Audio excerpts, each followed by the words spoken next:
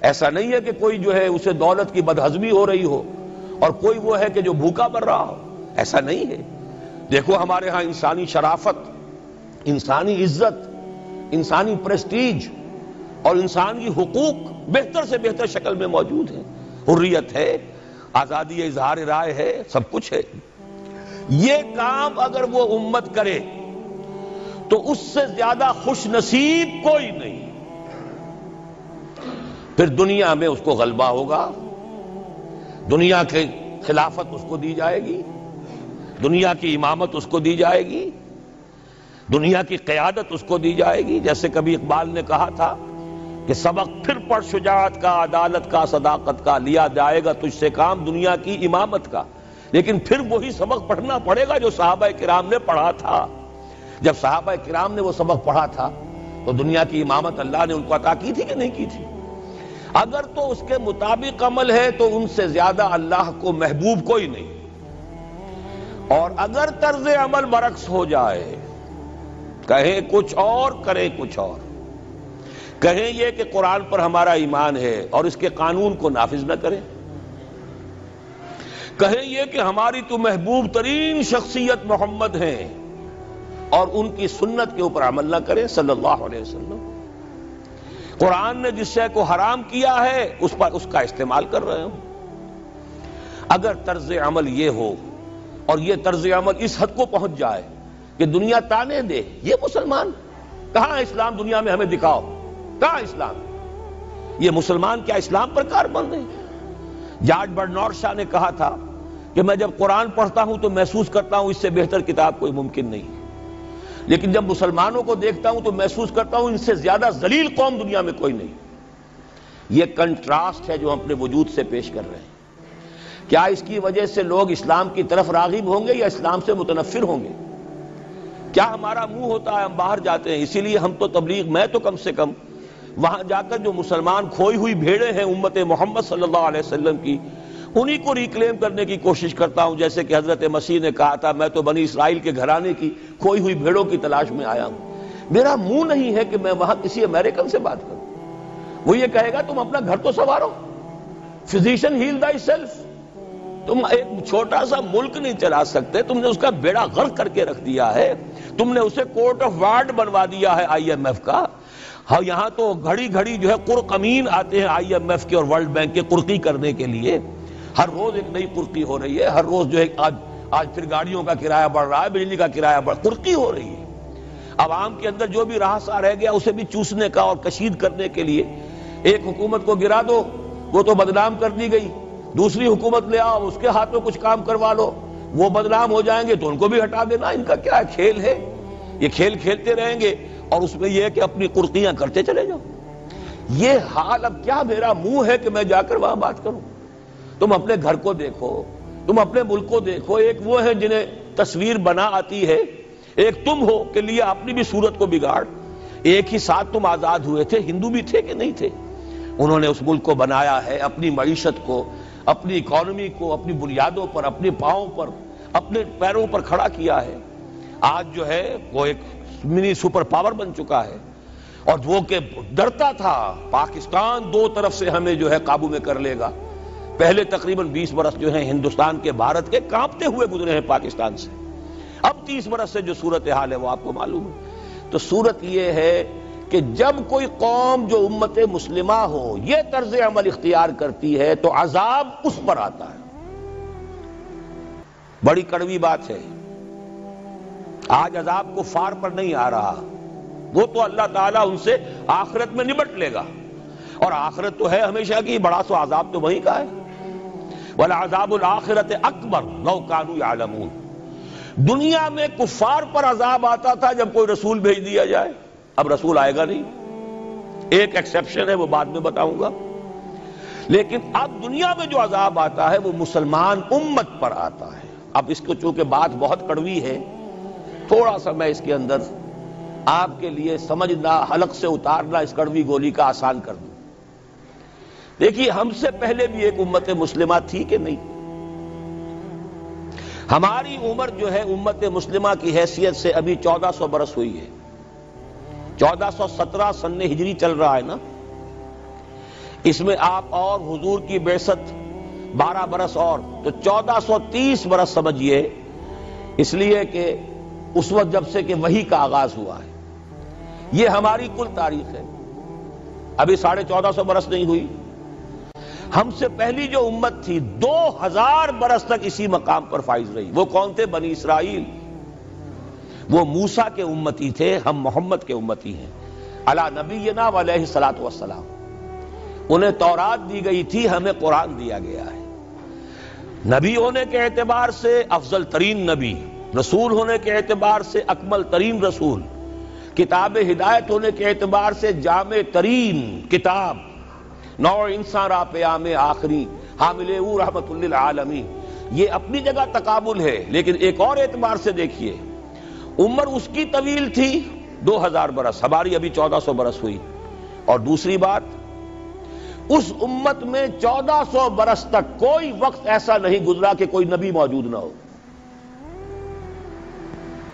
سینکڑوں نبی آئے۔ شروع ہوئی ہے 1400 قبل مسیح میں، جب تورات دی گئی حضرت موسیٰ کو، اور آپ کو معلوم ہے اس وقت 2 رسول تھے، موسیٰ بھی اور ہارون بھی علیہ الصلوۃ والسلام۔ پھر حضور کی حدیث بخاری شریف میں موجود ہے، کانت بنو اسرائیل تسوسہم الانبیاء کلما ہلک نبی خلفہ نبی۔ بنی اسرائیل کی سیاست اور حکومت جو ہے انبیاء کے ہاتھ میں ہوتی تھی۔ جب بھی کوئی نبی فوت ہوتا تھا دوسرا نبی اس کا قائم مقام، اس کا جانشین ہو جاتا تھا، جیسے داؤد کے بیٹے سلیمان۔ آخری جو نبی آئے ان کے ہاں وہ حضرت مسیح، اور ان کے ہم عصر حضرت یحییٰ علیہ الصلوۃ والسلام۔ تو یوں سمجھیے 2 سے شروع ہوا، 2 پر ختم ہوا، موسیٰ و ہارون، عیسیٰ و یحییٰ، درمیان میں 1400 برس، اور کوئی وقت ایسا نہیں ہے جب کہ کوئی نبی موجود نہ ہو۔ کیسی امت تھی! اسی لیے میں نے آپ کو بتایا، قرآن مجید میں سورہ بقرہ میں 2 جگہ فرمایا ہے، یا بنی اسرائیل اذکروا نعمتی التی انعمت علیکم وانی فضلتکم علی العالمین۔ چھٹا رکوع بھی شروع ہوتا ہے اسی آیت سے سورہ بقرہ کا، اور 15واں رکوع پھر شروع ہوتا ہے اسی آیت سے۔ اے بنی اسرائیل، میرے اس انعام و اکرام کو یاد کرو جو میں نے تم پر کیا، اور میں نے تو تمہیں تمام جہان والوں پر فضیلت دی تھی۔ لیکن وہی بنی اسرائیل جب ان کا طرز عمل کیا ہوا، شریعت کو پس پش ڈال دیا، نبذ فریق من الذین اوتوا الکتاب کتاب اللہ وراء ظہورہم مثل الذین حملوا التوراۃ ثم لم يحملوها كمثل الحمار يحمل اسفارا۔ کتاب سے ناطا توڑ لیا، بس اس کو مقدس کتاب بنا کر رکھ دیا، نہ پڑھنا، نہ سمجھنا، نہ اس پر عمل کرنا، جیسے ہم کرتے ہیں۔ ایصال ثواب کی محفلوں میں کام آتا ہے، یا بچیوں کو وہ جہیز میں دینے کے کام آتا ہے، یا قرات کی محفلیں ہوتی ہیں، مقابلے ہوتے ہیں۔ اللہ اللہ خیر صدہ قرآن مجید سے ہمارا کیا سروکار رہ گیا ہے۔ بہائے آتش ترا کار جزی نیست کہ از یاسین او آسا بمیری۔ عیاشیاں کرتے تھے، بدماشیاں کرتے تھے، غلط کام کرتے تھے، لیکن انہیں خیال یہ تھا کہ ہم چونکہ ابراہیم کی نسل سے ہیں، موسیٰ کی امت میں سے ہیں، نحن ابناء اللہ واحباؤہ، ہم تو اللہ کے بیٹوں کے مانند ہیں، بڑے چہیتے ہیں۔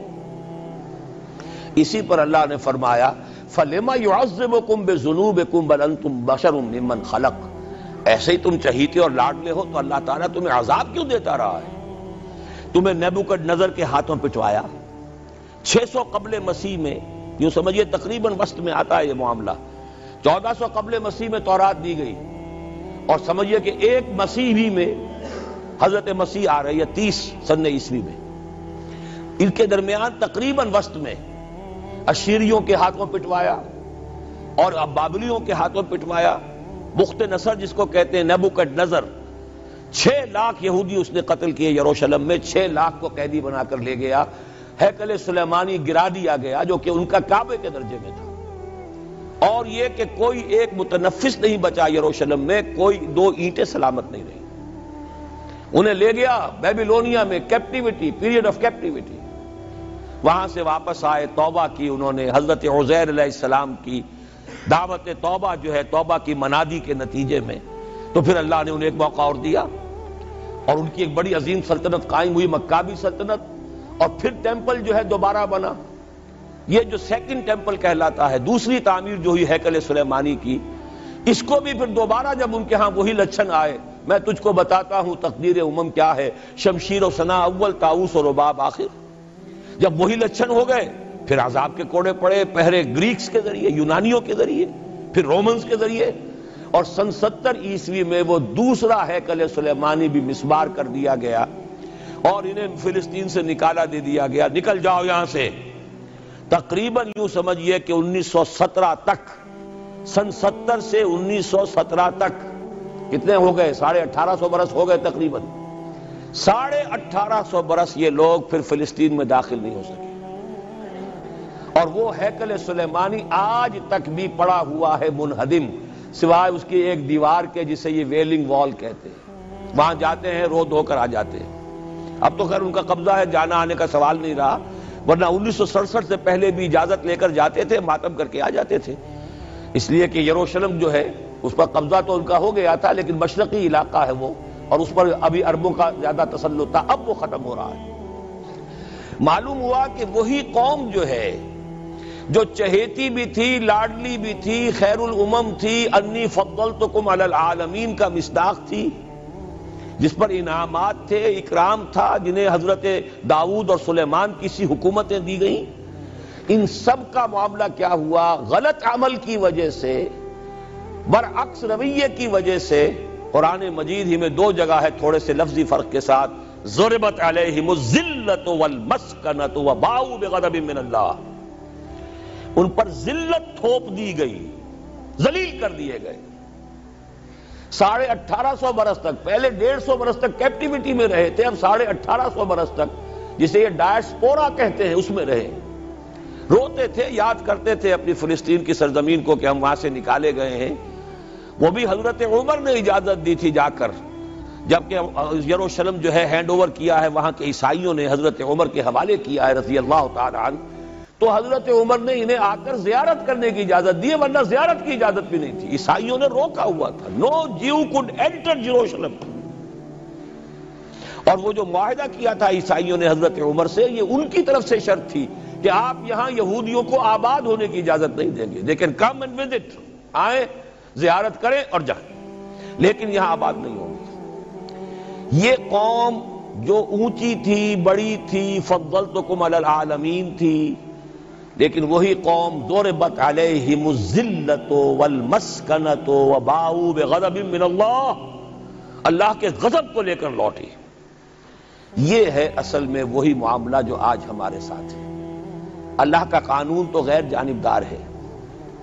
وَلَن تَجِدَ لِسُنَّتِ اللَّهِ تَحْوِيلًا وَلَن تَجِدَ لِسُنَّتِ اللَّهِ تَبْدِيلًا. اللہ کا قانون قوموں اور امتوں کے لیے بدلتا نہیں. وہی صورت ہے. ہمیں بھی کہا گیا کنتم خیر امت اخرجت للناس، تم بہترین امت ہو جسے دنیا والوں کے لیے نکالا گیا ہے. تمہارا کام کیا ہے؟ ہم تو جیتے ہیں کہ دنیا میں تیرا نام رہے، کہیں ممکن ہے کہ ساقی نہ رہے، جام رہے. ہمارا کام تو تھا اس اسلام پر عمل کریں اور دنیا کو دعوت دیں، اپنے عمل میں بھی گواہی دے. آؤ دیکھ لو، ہم جو کچھ کہہ رہے ہیں یہ تھیوری نہیں ہے، یہ صرف لفاظی نہیں ہے، یہ شاعری نہیں ہے. اگر محمد رسول اللہ نے فرمایا صلی اللہ علیہ وسلم سید القوم خادمہم، آؤ دیکھ لو مدینے میں ہمارا خلیفہ عمر فاروق خادم ہے کہ نہیں ہے؟ کیا کوئی بادشاہ ہے؟ کیا اس نے کوئی محل بنایا ہے؟ کیا اس کے لیے کوئی خدم و حشم ہے؟ کیا اس کے لیے کوئی باڈی گارڈ ہے؟ کچھ بھی نہیں. جیسی جھونپڑیاں دوسروں کی ہے ویسی جھونپڑا اس کا ہے. جیسے پیبند لگے ہوئے کپڑے دوسروں کے ہیں، بلکہ دوسروں کے بہتر بھی ہوں گے، اس کے کپڑوں میں پیبند لگا ہوا ہے. اس کے نام سے قیصر و کسریٰ کے درباروں میں لرزہ ہے، لیکن اس کی سادگی کا عالم یہ. آؤ دیکھو، see with your own eyes, come here, see it. یہ اگر ہم کرتے اور کر سکتے، جب تک کرتے رہے تو ہم سے اونچا کوئی نہیں، اللہ کا ہم سے بڑھ کر محبوب کوئی نہیں، ہم سے زیادہ امت مرحومہ اور کوئی نہیں. لیکن جب ہم نے برعکس روش اختیار کی تو کیا ہوا؟ جیسے انہیں پٹوایا گیا تھا ایشورینز کے ہاتھوں، ہمیں پٹوایا گیا سب سے پہلے جو صلیبیوں کے ہاتھوں، کروسیڈرز. کئی لاکھ مسلمان قتل ہوا کروسیڈز کے اندر. جب پہلی مرتبہ عیسائیوں نے قبضہ کیا یروشلم پر، تقریباً 90 برس 88 برس عیسائیوں کے قبضے میں رہا ہے، اب وہ دوبارہ چلا گیا یہودیوں کے قبضے میں۔ اس وقت جو ہے اتنا قتل عام ہوا تھا عربوں کا اور مسلمانوں کا یروشلم میں کہ جب فاتحین کے گھوڑے داخل ہوئے ہیں شہر کے اندر تو گلیوں کے اندر ان کے گھٹنوں تک خون کی نہر بہہ رہی تھی۔ اس کے بعد آیا فتنہ تاتار، کروڑوں مسلمان قتل ہوئے، یہ لاکھوں کی بات نہیں ہے، کروڑوں مسلمان۔ پورا روسی ترکستان کا علاقہ ختم ہوا، افغانستان ختم ہوا، ایران ختم ہوا، عراق ختم ہوا، 4 عظیم مملکتیں۔ اور آخری خلیفہ بنو عباس کا وہ گھسیٹ کر نکالا گیا اپنے محل سے، مستعصم باللہ۔ ویسے تو نسل تو حضور کے چچا کی نسل سے تھا، عباسی تھا، حضرت عباس رضی اللہ تعالی عنہ کی نسل سے ہے، مستعصم باللہ، لیکن اس کو گھسیٹ کر نکالا گیا ایک جانور کی کھال کے اندر لپیٹ کر، اور تاتاریوں نے اپنے گھوڑوں کے سموں تلے اسے کچل دیا۔ وہ دن اور آج کا دن پھر امت مسلمہ کی قیادت عربوں سے چھین لی گئی۔ اس کے بعد اللہ نے پھر کرم فرمایا، پھر کچھ اولیاء اللہ کے ذریعے سے، کچھ صوفیاء کے ذریعے سے اتنا بڑا معجزہ ہو گیا، جیسا کہ حضرت عزیر علیہ السلام کے ذریعے سے ہوا تھا کہ یہود میں دوبارہ انابت اللہ، توبہ کا جذبہ پیدا ہو گیا۔ ایسے ہی کچھ صوفیاء کرام کے ذریعے سے، نیک لوگوں کے ذریعے سے، اللہ والوں کے ذریعے سے، وہی تاتاری جنہوں نے کروڑوں مسلمانوں کو قتل کیا تھا خود مسلمان ہو گئے۔ ہے آیا فتنہ تاتار کے افسانے سے، پاسباں مل گئے کعبے کو صنم خانے سے۔ پھر غلبہ ہوا، پھر ترکوں کی عظیم حکومتیں قائم ہوئی، ترکان تیموری، Terken Usmani, Terken Seljuqi, Terken صفوی۔ عرب تو معزول ہو گئے تھے، لیکن ترکوں کی زیر قیادت پھر گریٹ آٹومان امپائر بھی قائم ہوئی۔ اس کے بعد پھر جب وہ ترکوں کے اندر بھی وہی بادشاہت، وہی عیاشیاں، وہی محل بن رہے ہیں، وہی جو ہے توپ کاپی محل جا کر دیکھ لیجئے، وہی عیاشیاں شروع ہو گئی، وہی اللے تللے ہو گئے، وہی ظلم شروع ہو گئے، تو پھر اللہ نے دوبارہ پھر ہمیں یورپی اقوام کے ہاتھوں ذلیل کیا، کہیں انگریزوں کے غلام، کہیں فرانسیسیوں کے غلام، کہیں اطالویوں کے غلام، کہیں ولندیزیوں کے غلام۔ پورا عالم اسلام اس صدی کے آغاز میں پہلی جنگ عظیم کے بعد پورا عالم اسلام غلامی میں تھا، سوائے نجد کا ایک علاقہ تھا کہ نجد میں ابھی تیل برآمد نہیں ہوا تھا، ورنہ سب سے پہلے پنجے وہاں گڑتے، وہاں ریت میں جا کے لینا کیا تھا۔ باقی تو یہ ہندوستان غلام ہے، انڈونیشیا غلام ہے، سب کے سب یہ جاوا، سماٹرا، چلتے جائیے سب غلام ہیں۔ اس کے بعد ایران چاہے براہ راست غلامی نہیں تھی لیکن انگریزوں کے انتداب میں تھا، کنٹرول انہی کا تھا۔ عراق پر انگریزوں کا کنٹرول تھا۔ اسی طریقے سے یہ ساری جو عرب مملکتیں ہیں یہ انگریزوں کے زیر اثر تھی، اور یا یہ کہ فرانسیسیوں کے زیر اثر تھی۔ شمالی افریقہ یا فرانسیسیوں کا تھا یا اسپین کا تھا، اور یا یہ کہ اطالویوں کا تھا لیبیا۔ یہ حال ہمارا ہوا۔ یہ ہے اصل سبب اور یہ ہے معاملہ جس میں اب میں آخری بات اس موضوع پر کہہ دینا چاہتا ہوں۔ یہ پروسیس بہت جلد ایک بہت بڑی کلائمیکس کو اور بہت بڑی انتہا کو پہنچنے والا ہے۔ وہ انتہا کیا ہے؟ دیکھیے، میں نے جو کہا تھا کہ ایک استثناء ہے، ایک قوم، ایک امت ایسی ہے کہ جس نے اپنے رسول کو رد کیا اور اسے ہلاک نہیں کیا گیا۔ حضرت نوح کی قوم غرق، حضرت ہود کی قوم ختم، حضرت صالح کی قوم ختم، حضرت شعیب کی قوم ختم، آل فرعون ختم۔ یہود وہ امت ہے کہ معزول تو ہو گئی، جیسے ہی حضور آ گئے قرآن لے کر معزول ہو گئے۔ وہ جیسے کوئی ایک منصب ہے، اس منصب سے معزول کر دیے گئے، قتل نہیں کیا گیا، انہیں زندہ رکھا گیا۔ منصب تو اب قرآن آ گیا، محمد الرسول اللہ آ گئے صلی اللہ علیہ وسلم، اور کعبے کے گرد ایک نئی امت۔ وَكَذَلِكَ جَعَلْنَاكُمْ أُمَّةً وَسَطًا لِتَكُونُوا شُهَدَاءَ عَلَى النَّاسِ وَيَكُونَ الرَّسُولُ عَلَيْكُمْ شَهِيدًا۔ اگرچہ یہ امت 600 برس قبل قتل اور ختم ہونے کی مستحق ہو چکی تھی۔ کیوں؟ 600 برس قبل آئے تھے حضرت مسیح علیہ السلام، اور قرآن میں بھی ہے اور موجودہ بائبل میں بھی ہے کہ حضرت مسیح کو اسرائیل ہی کی طرف بھیجا گیا۔ صرف سورہ آل عمران میں ہے رسولاً الی بنی اسرائیل، یہ تو صرف محمد الرسول اللہ صلی اللہ علیہ وسلم ہیں جنہیں پورے عالم انسانیت کی طرف بھیجا گیا. کوئی اور رسول تمام انسانوں کے لیے مبعوث نہیں ہوا. اور ابھی بائبل میں موجود ہے کہ میں صرف اسرائیل کے گھرانے کی کھوئی ہوئی بھیڑوں کی تلاش میں آیا ہوں.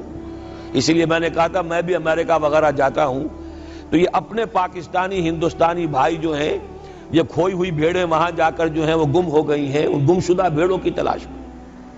تو اس کو اچھی طرح سمجھ لیجئے، حضرت مسیح کی بعثت تھی بنی اسرائیل کی طرف، اور بنی اسرائیل نے نہ صرف یہ کہ ان کو مانا نہیں بلکہ الٹا اپنے بس پڑتے سولی پر چڑھا دیا.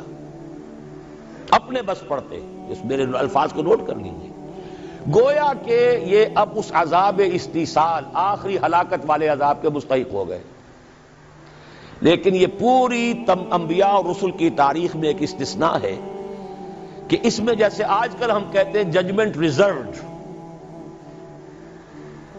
حضرت مسیح کو اللہ نے زندہ اٹھا لیا، یہود کے اوپر لعنت تو کر دی، ختم نہیں کیا. سمجھ رہے ہیں میری بات کو؟ سن 70 سے ان پر عذاب آیا، حضرت مسیح سن 33 عیسوی میں اٹھائے گئے. سن 70 میں عذاب آ گیا ٹائٹس رومی کے ہاتھوں، وہ ہیکل سلیمانی بھی پھر دوبارہ گر گیا اور انہیں نکال دیا گیا ڈائسپورا سن 70 سے. لیکن ختم نہیں کیا گیا. یہ استثناء ہوا ہے. کیوں ہوا ہے؟ یہ بات پھر دوسری میری آج کی گفتگو میں بڑی کڑوی بات ہے، بہت کڑوی بات ہے. یہ جو دوسری امت جو جس سے کہ میں اور آپ ہیں، اور جو بہترین امت ہے، کنتم خیر امت، یہ جب طرز عمل وہی اختیار کرے گی جو یہودیوں نے کیا تھا، ان کو سزا ان ملعونوں کے ہاتھوں دلوائی جائے گی. بات سمجھ لیجئے میری. آپ کو معلوم ہے پھانسی کا پھندا کون ڈالتا ہے؟ چوڑا.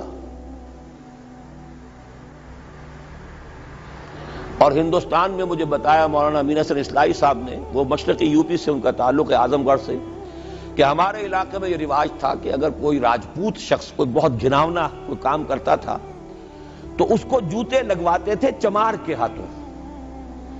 راجپوت کے سر پر راجپوت کا جوتا پڑا تو چلیے جوتا تو ہے لیکن ہے تو راجپوت کا. لیکن جب راجپوت کے سر پر چمار کا جوتا پڑتا تھا، جسے انگریزی میں ہم کہتے ہیں to add insult to injury, ایک تو تکلیف ہو رہی ہے جوتے کی اور ایک انسلٹ ہو رہی ہے کہ چمار کا جوتا ہے، تو یہ گویا کہ بدترین سزا ہو گئی. یہ امت جتنی اونچی ہے، جس کے رتبے ہے سوا، اس کی سوا مشکل ہے. جس کا مقام بلند ہے اسی اعتبار سے ان کو پھر سزا بھی سخت ملتی ہے. صاف فرما دیا اللہ تعالیٰ نے سورہ احزاب میں، اے نبی کی بیویوں تم عام لوگوں کی طرح نہیں ہو، لستم کاحد من النساء، لستن کاحد من النساء. اگر تم نے کوئی غلط حرکت کی دوہرا عذاب ملے گا. اور بات صحیح ہے، جن کے رتبے ہیں سوا ان کی سوا مشکل ہے. اس امت کو عذاب کے کوڑے مارنے والی قوم وہ ملعون اور مغضوب علیہم قوم ہے، جس کے لیے قرآن مجید 2 دفعہ کہتا ہے ضربت علیہم الذلۃ والمسکنۃ وباؤوا بغضب من اللہ. اور یہ کوڑے بہت زبردست شکل میں ابھی آنے والے ہیں. میری بات اب آپ نے سمجھ لی؟ کیوں رکھا گیا یہود کو؟ یہ جلاد کیوں سنبھال کے رکھے گئے؟ انہیں بھی سزا دی گئی. اس صدی میں بھی ہٹلر کے ہاتھوں میں بھی 6 ملین 60 لاکھ اس نے ختم کیے. ان پر تو سزا کا سلسلہ چلتا رہا. ایکسٹرمینیٹ نہیں کیا، ختم نہیں کیا، باقی رکھا ہے. اس لیے کہ ان کو کوڑا بنا کر امت مسلمہ کی پیٹھ پر مارنا ہے کہ تمہارا رتبہ، تم محمد کے امتی صلی اللہ علیہ وسلم، ہمارے آخری رسول، ہمارے اکمل رسول، ہمارے خاتم النبیین، خیر البشر، اور ان کی امت ہو کر تمہارا حال یہ ہے. تو تم سزا کے مستحق جو ہو، وہ سزا ہے کہ جو اچھی طرح سمجھ لیجئے ہماری حال جو اس صدی کے آخر میں شروع میں ہوا تھا کہ تمام مسلمان غلام، اس غلامی کے اوپر جو مزید کوڑا تیار ہوا 1917 میں بالفور ڈیکلریشن کے ذریعے سے برطانیہ نے اجازت دے دی کہ یہودی آ سکتے ہیں، اب فلسطین میں آ کر آباد ہو سکتے ہیں. وہ مکان خرید سکتے ہیں، جائیداد خرید سکتے ہیں، زمینیں خرید سکتے ہیں۔ 1971 اس پر اندیشہ تھا کہ کہیں اگر خلیفہ عثمانی نے جہاد کا اعلان کر دیا، اس لیے کہ سلطان عبد الحمید کو بڑی سے بڑی رشوتیں پیش کر کے دیکھ لیا تھا انہوں نے، کہ یہ جو ہمارے اوپر پابندی ہے کہ ہم فلسطین میں آباد نہیں ہو سکتے، جو کہو ہم تمہیں دولت دینے کو تیار ہے، یہ پابندی ختم کر دو۔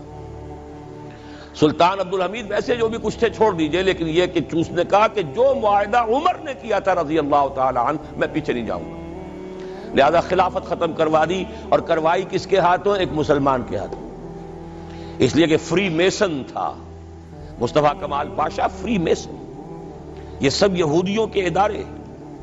چاک کر دی ترک ناداں نے خلافت کی قبا، سادگی اپنوں کی دیکھ اوروں کی عیاری بھی دیکھ۔ ہندوستان میں ہنگامہ چل رہا ہے، تحریک چل رہی ہے، مسلمان ہجرت کر رہے ہیں اور سب کچھ ہو رہا ہے، اور ہندو بھی شامل ہو رہے ہیں خلافت کی تحریک میں، لیکن اب مدعی سست گواہ چست۔ جب مصطفیٰ کمال نے خود ختم کر دی تو سب پانی پڑ گیا آگ کے اوپر، اب کیا بولیں، کس کو برا کہیں؟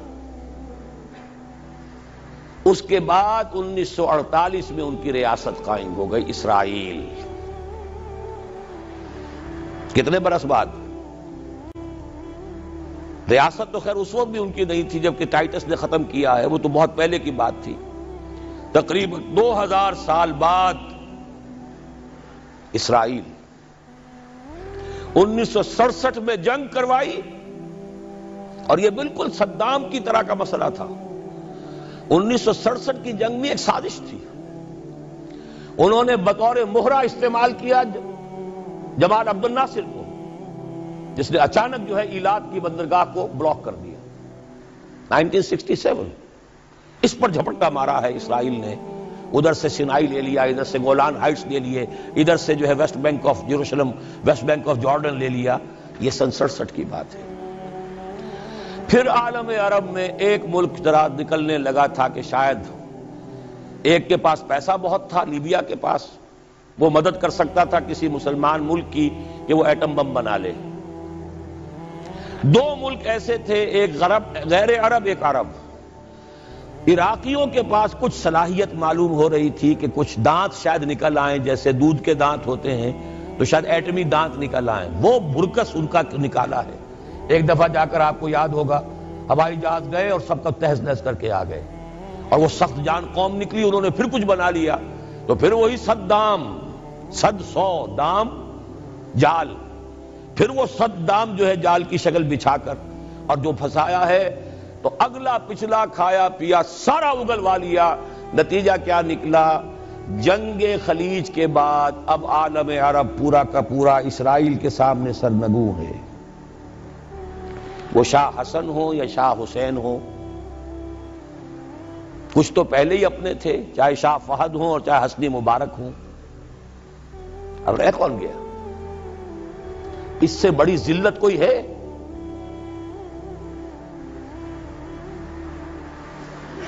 جن کے ساتھ ایک میز پر بیٹھنے کو تیار نہیں تھے، جن کے ساتھ گفتگو کو تیار نہیں تھے، اور بلا کر کہاں کھڑا کیا ہے؟ آؤ میڈرڈ میں، اسپین میں آؤ، اسپین سے شروع کروائیں گفتگو۔ اور اسپین کون سی جگہ ہے؟ مسلمانوں کا دنیا میں سب سے بڑا قبرستان، جہاں 800 برس حکومت کی اور پھر ایک ایک بچہ ختم کر دیا گیا، نام و نشان مٹا دیا گیا۔